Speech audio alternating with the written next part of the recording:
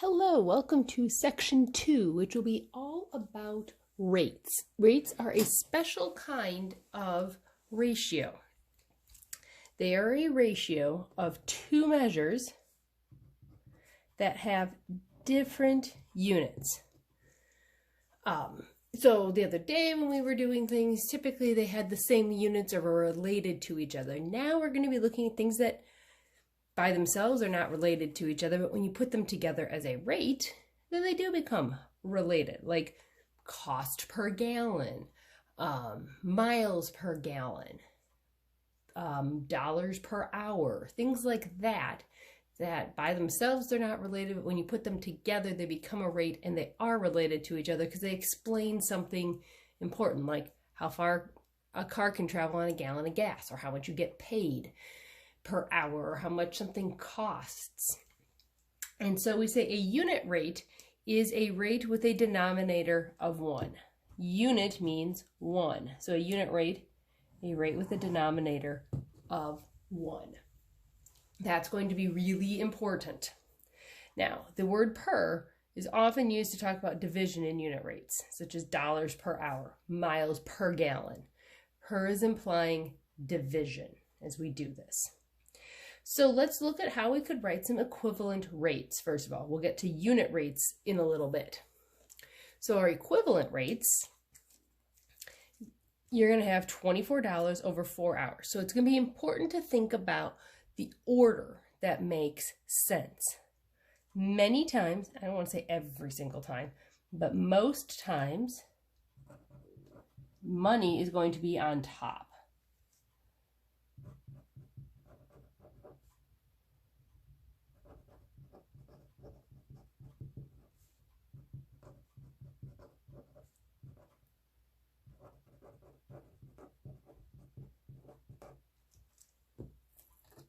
Not every time, because we will see an example where that doesn't happen, but most of the time, money is in the numerator.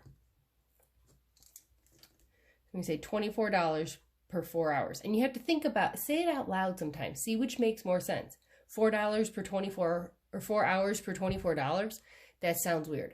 $24 per 4 hours, yeah, that makes a little more sense. So now we're going to say, okay, what do we do to figure out how much what dollar amount do we have for 2 hours? Well, we can go 4 divided by what is 2? You say let's divide it by 2. So I'm going to divide 24 by 2. And you get $12. $12. Put units on your answers.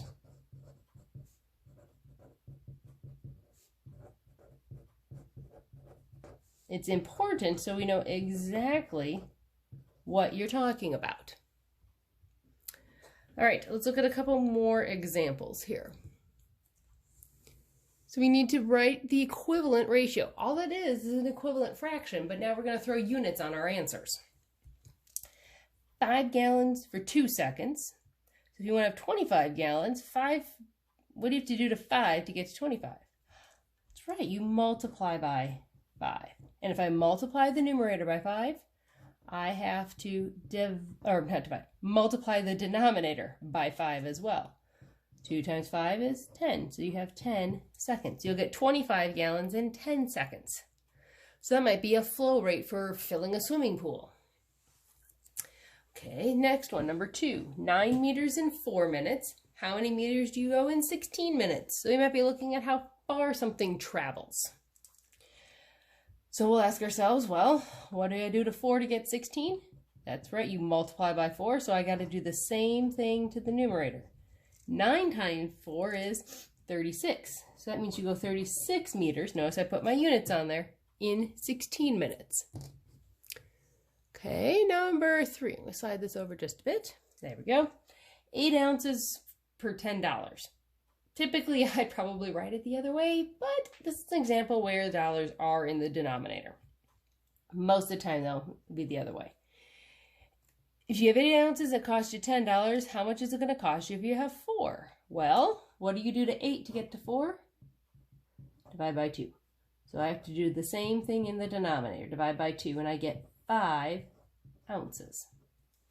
So that's just writing equivalent rates. Those are All you're doing is writing equivalent fractions again.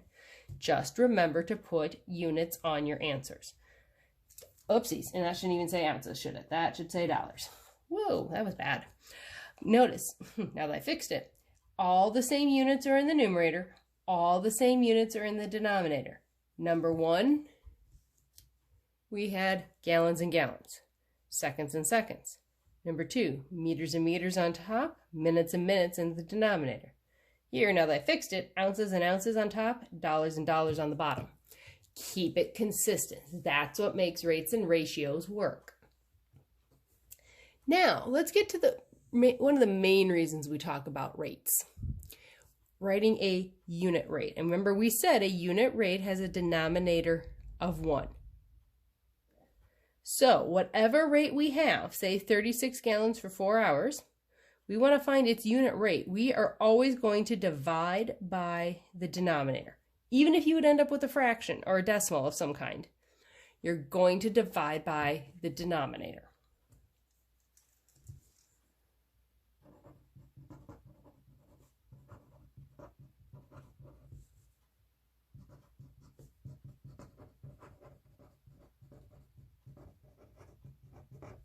Because that, remember, when you divide a number by itself, you always get 1, and that's what we want. We want a 1 down here in the denominator.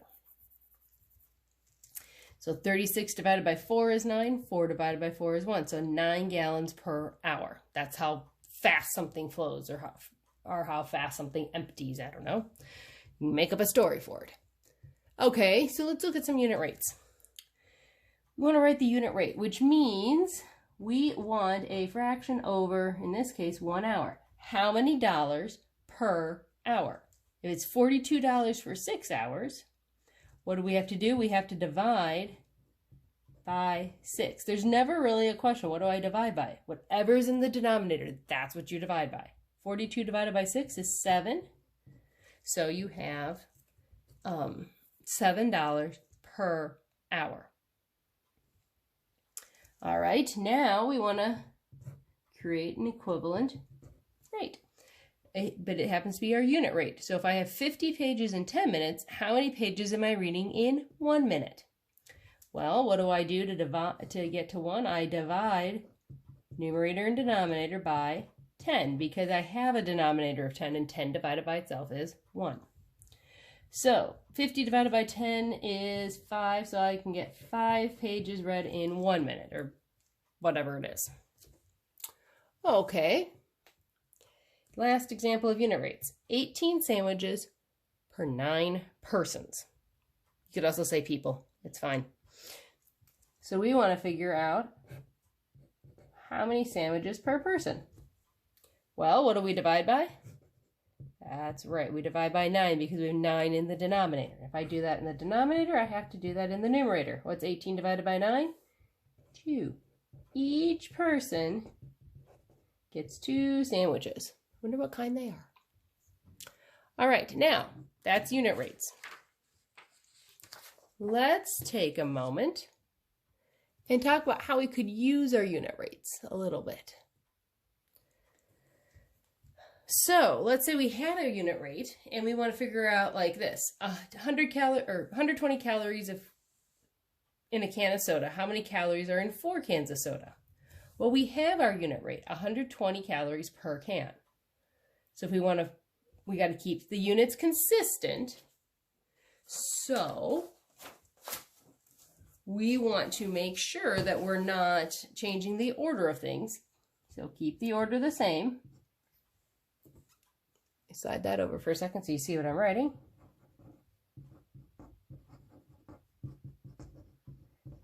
So we take our unit rate, and this time we say, all right, I have 120 over 1. I need something over 4. So I multiply both numerator and denominator by 4. And I get 480 calories for 4 cans. All right, let's look at a couple other examples. You're paid $3.50 for babysitting for 1 hour. How much are you getting paid for babysitting for 6 hours? Well, let's write up a little ratio here. Make sure you can see what I'm writing. There we go. Okay. $3.50 for 1 hour. and you want to figure out how many you get paid for 6 hours. Well, what do you have to do?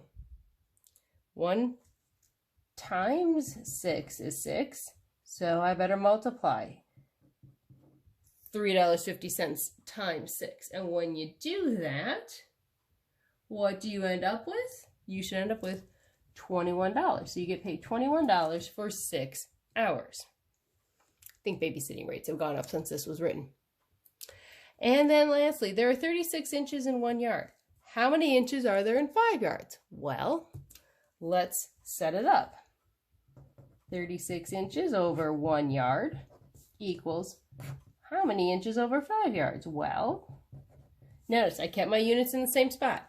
Yards are on the bottom, inches will be on the top. So I'll have to, in this case, multiply by 5. And 36 times 5 is what? It's 180. So 180 inches in 5 yards. So we went from a unit rate to something else. Now, the last thing that I want to do is compare unit rates. This is where, if you're shopping, this is really where you use unit rates a lot. You're comparing what's the best price. Because you see, there's a 16-ounce jar of applesauce that costs $2 and a 30-ounce jar that costs $3. Well, if you're trying to save money, say, well, maybe I should just buy the $2 one. But is that really the best cost per ounce? Your best deal is when you break it down all the way to ounces and say, well, how much are you paying per ounce? So a 16-ounce jar, $2 for 16 ounces. How do I get the denominator of 1? I divide by 16. Yes, you're going to have a decimal in the numerator. Some of you might prefer to write it like this. And yes, you're going to go, money has 3 decimal places. It's fine. Just fine. You want to have that third one sometimes because you might need to round. Or compare out 3 decimal places to see which one's really the bigger one. Because this is 12.5 cents or rounded to 13 cents per ounce. Here, your 30-ounce jar, dollars over ounces. When you're doing these kind of comparisons, it's dollars over ounces or whatever the rate is, or whatever the unit of measure is. So we want to get the cost per ounce. In fact, I'm going to write that over here. Cost per ounce. So $3 on top, 30 on the bottom with the ounces. We want to get the unit rate, so we divide both sides by 30, numerator and denominator. So you have 10 cents per ounce. So now, which is really the better deal? Overall, the 30-ounce jar is the better buy because you're paying less for each ounce. When you go to the grocery store, this is a lot of times what your parents are looking at when they're shopping to figure out what's really the better deal. I want to feel like I'm saving money in the long run. Well, this is what you're doing. All right, let's look at the last 2 examples real quickly. Number 9. I'm going to do it right here at the bottom. Package of 8 ballpoint pens costs $1.20. A package of 10 ballpoint pens costs $1.60. Which is the better buy? Well, just like before, we're going to put the cost per whatever the item is. So $1.20, there we go, divided by 8. And then we'll just abbreviate with P there. We got to get it down to 1 pen. So we divide by 8. And we divide up here by 8. What's $1.20 divided by 8? Well, you'll find out that it's 15 cents. So 15 cents for 1 pen. Now, the other one, $1.60 for 10 pens. Divide by 10. Divide by 10. And you discover that it's what? 16 cents per pen. So where's the better deal? In this case, the package of 8 is the better deal. The 8-pack is the better buy. It costs less per pen. Yeah, you get more, but you're also paying more. All right, last one here. A bottle of 130 multi-purpose vitamins costs $4.50. A bottle of 150 multi-purpose vitamins costs $5.10. Which is the better deal? I am looking for a little Post-it. There we go. Just to give myself a little more room. You might need to do the same. Okay, so this is going to be number 10 right here. So we're going to go cost per amount. So $4.55 over 130 vitamins. We have to get it down to the cost per vitamin, so you need one vitamin. Divide by 130. I know that sounds crazy, but that's what you're going to do. $4.55 divided by 130 is 0.04, so 4 cents. Now, let's look at the $5.10 pack divided by 150. We need to get that down to one vitamin. So we're going to divide by 150. $5.10 divided by 150 is 3 cents. So the better buy is the 150 bottle. 150 vitamin bottle. Because our cost was 1 cent less, which is typically how it works. So you're going to be spending your time practicing unit rates today. Remember, the denominator has to be 1 when you're trying to find your unit rate. Happy practicing!